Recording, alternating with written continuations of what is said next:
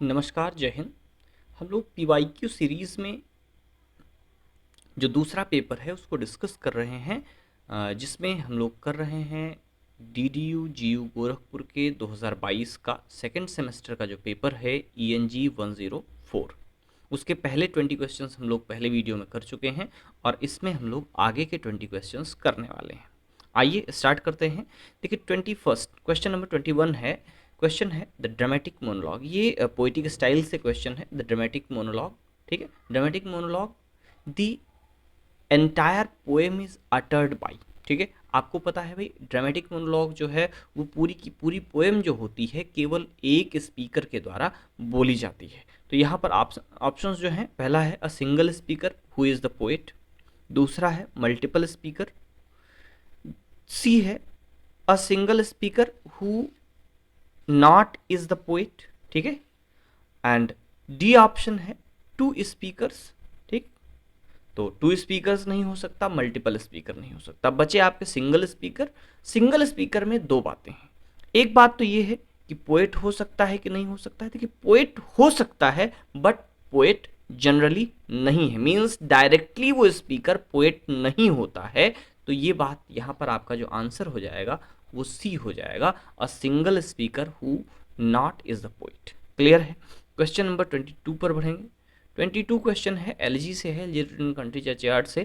Question है LG written country churchyard इम्बॉडीज अ। इसमें क्या है? ठीक है, चार ऑप्शंस आपके पास हैं। That is meditation on love, गलत है। दूसरा है मेडिटेशन ऑन डेथ, ये सही है। डेथ के विषय में बातचीत करते हैं उसमें। सॉल्यूशन रोमांटिक डायलेमा, इसका भी कुछ नहीं है। नानाव देवो, ये भी नहीं है। आपका ऑप्शन बी करेक्ट है। सेकंड ऑप्शन जो है वो आपका आंसर होगा। आगे बढ़ेंगे। Question number 23। ये देखिएगा यहाँ पर ये जो लिखा हुआ है पैरोडिक होस्ट, ये गलत लिखा हुआ है। ये एक्चुअली पैराडाइज लास्ट है। ठीक है, तो Paradise Lost written by John Milton is A/N। ये क्या है? एक इपिक है, एक इपिक पोएम है। इपिक पोएम क्या होती है? एक लॉन्ग नरेटिव पोएम होती है जिसको हम लोग इपिक पोएम कहते हैं। तो पैराडाइज लास्ट जो है जॉन मिल्टन का, वो बहुत ही फेमस इपिक पोएम है। क्लियर है। आगे बढ़ेंगे, क्वेश्चन नंबर 24 पर चलेंगे। That is question 24। ठीक है, 24 क्वेश्चन है that is Thomas Gray's elegy was published in. Thomas Gray की एलजी का जो पब्लिकेशन है वो किस ईयर में हुआ था? ठीक है, तो ईयर ऑफ पब्लिकेशन इसका जो है 1751 है। ठीक है, आप आंसर मार्क करेंगे option number B 1751। Clear answer है। आगे बढ़ेंगे, क्वेश्चन नंबर 25। ठीक है, फिर से एलजी से ही क्वेश्चन है। क्वेश्चन नंबर 25 एलजी का ही क्वेश्चन है।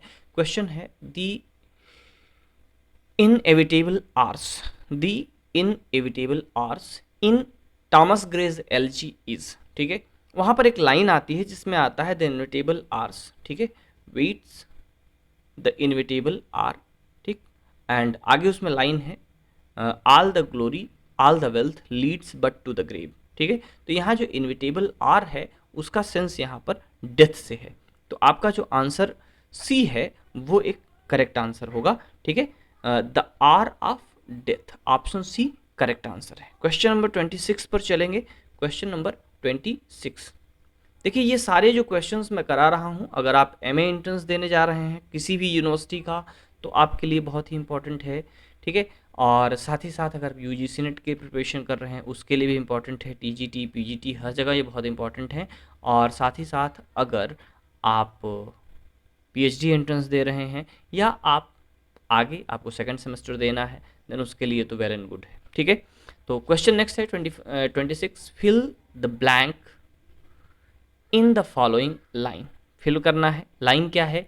Each in his narrow cell, CELL cell for ever laid. कहाँ की लाइन है? एलजी रिटर्न कंट्री चर्चयार्ड की लाइन है, जहाँ पर वो ग्रेवयार्ड्स की बात करता है कि जो हैमलेट विलेज के फोरफादर्स हैं वो अपने नैरो सेल में अपनी ग्रेवयार्ड के अंदर हमेशा के लिए सोए हुए हैं, कभी भी ना उठने के लिए। ठीक है, आपका जो आंसर होगा यहाँ पर आंसर ए हो जाएगा। ठीक, आंसर ए।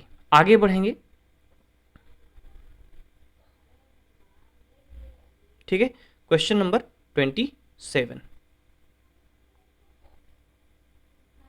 ठीक है। फिर से वहीं से है, ठीक है। लाइन है फिल द गैप, यहाँ भी गैप गैप फिल करना। लाइन आपको दी गई है, लाइन क्या है, लेट नॉट एम्बिशन मॉक दियर।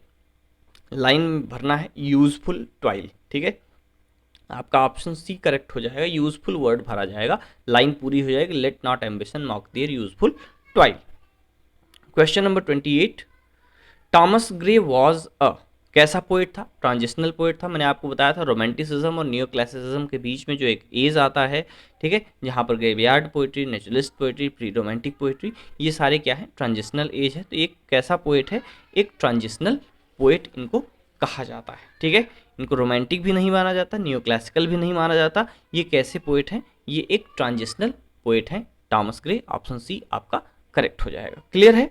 29 पर चलेंगे। क्वेश्चन नंबर 29 है, क्वेश्चन 29, टॉमस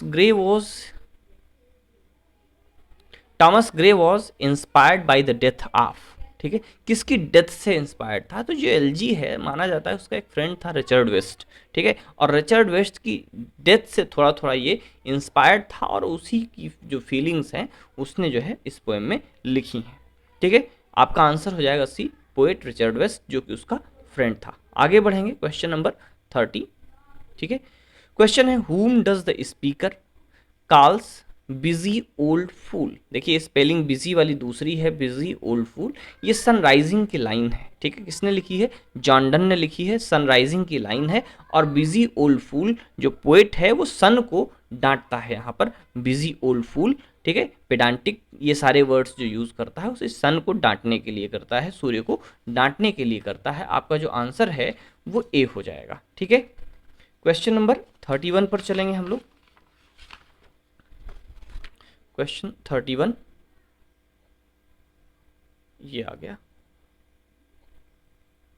चलिए। क्वेश्चन 31 है, John done was pioneering figure of which school of poetry. तो हमने भी पीछे एक क्वेश्चन डिस्कस किया था कल, जिसमें 8 पोएट्स बताए थे मेटाफिजिकल स्कूल ऑफ पोएट्री के। जॉन डन भी उसी में से एक हैं, और जॉन डन जो है वो पाइनियर फिगर हैं किसके, मेटाफिजिकल स्कूल ऑफ पोएट्री के। ऑप्शन सी जो है इसका करेक्ट आंसर होगा, ठीक है, मेटाफिजिकल स्कूल ऑफ पोएट्री। बढ़ेंगे आगे। नेक्स्ट है शेक्सपियर से क्वेश्चन है, Shakespeare sonnet let me not the marriage of true minds in his sonnet number, ठीक है। कौन सा नंबर का सोनेट है, 116 नंबर का सोनेट है, ठीक है, 116 नंबर का सोनेट है, late me not the marriage of true minds, जिसमें ट्रू लव की बात पोएट करता है।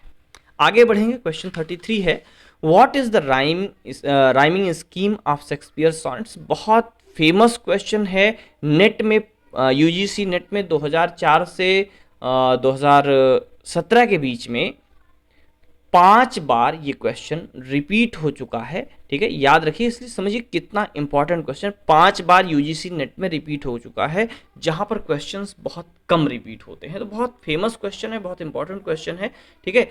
और आपको सबको पता होगा राइम स्कीम क्या है शेक्सपियरियन सोनेट की, ठीक है। 3 क्वाट्रेन्स आएंगे, उसके बाद एक कपलेट आएगा, ठीक है। एंड जीजी से है तो एंड जीजी वाला 3 है, लेकिन अब आपको ध्यान रखना है कैसे रहता है, अल्टरनेट राइम रहता है, A B C D E F G G, ठीक है, A B C D E F G G, ठीक है। लेकिन यहाँ पर आप देखिएगा क्या, इसमें भी आप कंफ्यूज करने के लिए क्या दिया है, यहाँ सी डी, पहले ए बी तो दिया लेकिन सी डी ई कर दिया, तो ये गलत हो गया, ठीक है। इसमें एफ है, ये गलत है, ठीक है। इसमें जी जी जरा है, तो यहाँ पर देखिएगा डबल बी रिपीट कर दिया, गलत है। अब यहाँ पर देखिएगा A B C D E F G G, आपका आंसर डी जो है करेक्ट हो जाएगा क्वेश्चन नंबर 33 में। बढ़ेंगे क्वेश्चन 34 पर। क्वेश्चन नंबर 34 है, which figure of speech does the following lines have, ठीक है। एक लाइन दी गई है, उसमें पूछा है कौन सा फिगर ऑफ स्पीच है। 10,000 सा आई एट अ ग्लांस, लाइन कहाँ से ली गई है, डैफोडिल्स विलियम वर्ड्सवर्थ की पोएम है, वहाँ से ये लाइन ली गई है। और इस लाइन में जो फिगर ऑफ स्पीच है वो हाइपरबोल का यूज़ किया गया। हाइपरबोल क्या है, जहाँ पर चीज़ें अतिशयोक्ति रूप में कही जाती हैं, यानी कि जब बात को बहुत ज़्यादा बढ़ा चढ़ा करके कहा जाता है, जो कि एक्चुअल में पॉसिबल नहीं है। 10,000 सा आई एट अ ग्लांस, ये बिल्कुल हाइपरबोलिक स्टेटमेंट है, आपका आंसर सी हो जाएगा। बढ़ेंगे नेक्स्ट हम लोग क्वेश्चन नंबर 35 पर।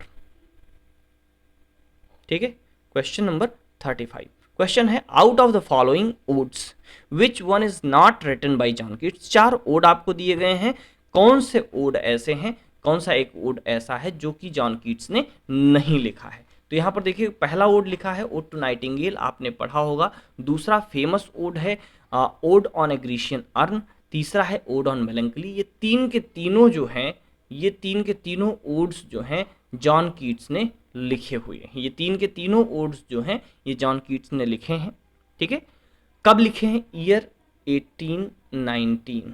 ठीक है, ईयर 1819, ये याद रखिएगा। 1819 में जॉन कीट्स ने 5 ओड्स लिखे थे, 5 ओड्स लिखे थे और उसके ग्रेट ओड्स कहा जाता है इसको। और 1819 जो है वो most productive year in the carrier of John Keats कहा जाता है। ठीक है, तो मोस्ट प्रोडक्टिव ईयर इसको बताया जाता है। आगे बढ़ेंगे हम लोग, तो आपका आंसर क्या हो जाएगा? डी, टू ए स्काईलार्क किसकी पोएम है?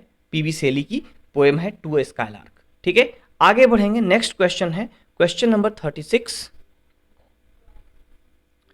ठीक, क्वेश्चन नंबर 36 देखिए, क्वेश्चन 36 है, which one is not a typical feature of an epic. एक एपिक पोएम का फीचर कौन सा नहीं है? 4 आपको फीचर्स दिए गए हैं, पूछा है कौन सा एपिक का फीचर नहीं। तो 3 देखिएगा, शुरू के 3 जो हैं, ठीक है, ये शुरू के 3 जो हैं ABC, ये 3 के तीनों जो हैं वो क्या हैं? एपिक के फीचर्स हैं। ठीक है, ABC जो हैं ये 3 के तीनों क्या हैं? ये एपिक के फीचर्स हैं। क्या है? पहला, epic is a long verse narrative, तो वर्स नैरेटिव है, लॉन्ग वर्स नैरेटिव है, आपको पता है। दूसरा, it is written on a serious subject matter, subject matter epic का जो होता है वो सीरियस होता है। Third thing is that it is written in a formal and elevated style, जो इसकी स्टाइल होती है बहुत फॉर्मल और एलिवेटेड होती है। ठीक है, आगे चौथा ऑप्शन है वो है heroes of an epic are common folk. Common folk नहीं होते हैं, स्पेशल वन होते हैं। ठीक है, तो यहां पर देखिएगा कॉमन वन नहीं होते हैं, जो गलत फीचर है वो यही है, ये एपिक का फीचर नहीं है। ठीक है, ऑप्शन डी जो है आपका करेक्ट आंसर हो जाए क्वेश्चन नंबर 36 में। आगे बढ़ेंगे, क्वेश्चन नंबर 37। क्वेश्चन 37 है, which one is not the part of a पिंडारिक और रेगुलर ओड। ठीक है, देखिए पिंडारिक ओड या रेगुलर ओड जो है, जिसको मोस्ट एंशियंट ओड कहा जाता है, ग्रीक ओड कहा जाता है। ठीक है, पिंडार एक पोएट थे, उन्होंने इसको पॉपुलराइज किया था, ये ओरिजिनल ओड का फॉर्म है। ठीक है, तो पिंडारिक ओड जो है वो 3 पार्ट में, 3 टाइप के स्टैंजाज उसमें होते हैं। स्ट्रोफी होता है, एंटी स्ट्रोफी होता है और इपोड होता है। ठीक है, स्ट्रोफी, एंटी स्ट्रोफी और इपोड, ये जो 3 हैं, शुरू के 3 जो हैं, स्ट्रोफी, एंटी स्ट्रोफी एंड इपोड, ये जो 3 हैं, स्ट्रोफी, एंटी स्ट्रोफी एंड इपोड, ये तीनों क्या हैं? ये 3 प्रकार के स्टैंजा फॉर्म्स हैं जो कि एक पिंडारिक ओड में यूज की जाती हैं। लेकिन इंग्लिश ओड्स जो हैं, कुछ ही ऐसे पोएट्स हैं जिन्होंने पिंडारिक ओड्स को और होरेशियन ओड को फॉलो किया। बाकी लोगों ने, सभी इंग्लिश पोएट्स ने, ज़्यादातर इंग्लिश पोएट्स ने, स्पेशली जो रोमांटिक पोएट्स थे, उन्होंने ओड लिखने के लिए अपनी अलग स्टाइल का यूज़ किया है। एक चौथा ऑप्शन जो है स्पोड, स्पोड जो है ये किसी भी ओड का कोई स्टैंजा फॉर्म नहीं है। तो ऑप्शन जो है डी जो है वो इनकरेक्ट है, यही जो है आपका आंसर हो जाएगा। क्वेश्चन नंबर 38 पर चलेंगे। ठीक है, क्वेश्चन 38 है, which one is the correct title of John Donne's poem. John Donne की जो पोएम है उसका करेक्ट टाइटल कौन सा है? स्पेलिंग का सारा मैटर है। ठीक है, तो यहां पर जो करेक्ट स्पेलिंग है SUNNE सन, RISING राइजिंग। ठीक है, SUNNE sun, RISING rising, the sun rising, यही करेक्ट स्पेलिंग है जॉन डन की जो पोएम है द सन राइजिंग की। सेकेंड लास्ट क्वेश्चन पर हम लोग हैं। क्वेश्चन है 39, fill the gap in the following line. ठीक है, जो लाइन है उसमें गैप आपको फिल करना है। ठीक है, क्वेश्चन लाइन क्या है? Far from the madding crowd ignoble strife. ठीक है, कहाँ की लाइन है? ये LG की लाइन है, LG written country churchyard by Thomas Gray. Thomas Gray की जो पोएम है LG रिटन कंट्री चर्चयार्ड, वहाँ की लाइन है। और इसी लाइन से जो इस नॉवेलिस्ट हैं टॉमस हार्डी, उन्होंने अपनी बहुत फेमस नॉवेल का टाइटल लिया है फार फ्रॉम द मैडिंग क्राउड। ठीक है, तो याद रखिएगा ये लाइन और ये टाइटल दोनों। क्या है लाइन यहाँ? Far from the madding crowd, ignoble strife. ठीक है, मैडिंग आपका आंसर हो जाएगा, लाइन पूरी हो जाएगी, far from the madding crowds, ignoble strife. और यहां से यही टाइटल लिया है किसने? टॉमस हार्डी ने अपनी नावल के लिए, फार फ्रॉम द मैडिंग क्राउड। ठीक है, आगे और आखिरी क्वेश्चन है आज के सेशन का और इस पेपर का। इसी के साथ ये पेपर भी एंड होगा, ये सेशन भी एंड होगा। यहाँ पे पर जो है आज के 20 क्वेश्चन हम लोगों ने डिस्कस किए और ये जो 40 क्वेश्चन का पेपर था ENG 104, इसको हम लोगों ने 2 पार्ट में डिस्कस कर लिया है। आखिरी क्वेश्चन है, how many lines does a Spencerian stanza consist? एक जो स्पेंसेरियन स्टैंजा है, स्पेंसेरियन स्टैंजा आप जानते हैं एडमंड स्पेंसर ने इजाद किया था और ये एक 9 लाइन का स्टैंजा है। ऑप्शन सी आपका करेक्ट आंसर है। 9 लाइन में जो पहली 8 लाइन्स होती हैं वो एक आइम्बिक पेंटामीटर लाइन्स होती हैं और जो 9वीं लाइन होती है वो हेक्सामीटर या उसको अलेक्जेंड्राइन कहते हैं। ठीक है, तो ये हुए आपके ENG 104 के 40 क्वेश्चन, जिसको हम लोगों ने 2 पार्ट में डिस्कस किया है। 2022 का, ठीक है, ईयर 2022 का क्वेश्चन है। ठीक है, 23 वाला क्वेश्चन पेपर हमको मिला नहीं, 23 का ही है। ठीक है, सॉरी 22 का नहीं, ये 23 का, गलत बता दिए। ठीक है, ईयर 23 का क्वेश्चन है। और अभी जो सेमेस्टर्स हुए हैं, थर्ड और सॉरी फोर्थ और सेकंड का 23 वाला नहीं मिला है, उसको मिल जाएगा तो हम लोग उस पर भी चर्चा करेंगे। और दूसरे और पेपर जो आपको मिलेंगे उस पर भी करिएगा, सेंड करिएगा, हम उस पर भी चर्चा करेंगे। कुछ एक स्टूडेंट्स ने ये हमको कहा था कि सर 2022 का जो 2020 का 21 का 22 का जो MA का एंट्रेंस पेपर है, देखिए मेरे पास एक स्टूडेंट ने केवल 2020 का भेजा था, वो मेरे पास है, उसको मैंने आपको करा दिया। बाकी और जो पेपर आपके पास अगर उपलब्ध हो तो हमको भेजिए, हम उसको सॉल्यूशन करा देंगे। अगला पेपर जो हम लेंगे वो इसी का यानी कि सेकेंड सेमेस्टर का ही दूसरा पेपर है ENG 105 का, उसको हम लोग डिस्कस करने वाले हैं। देयर आफ्टर हम लोग कुछ असिस्टेंट प्रोफेसर एग्जाम के क्वेश्चन पेपर्स हैं, कुछ नेट के एग्जाम में क्वेश्चन पेपर हैं, TGT PGT के हैं, उन पर मूव करेंगे और वहाँ से क्वेश्चंस को हम लोग करेंगे। तब तक के लिए नमस्कार, जय हिंद।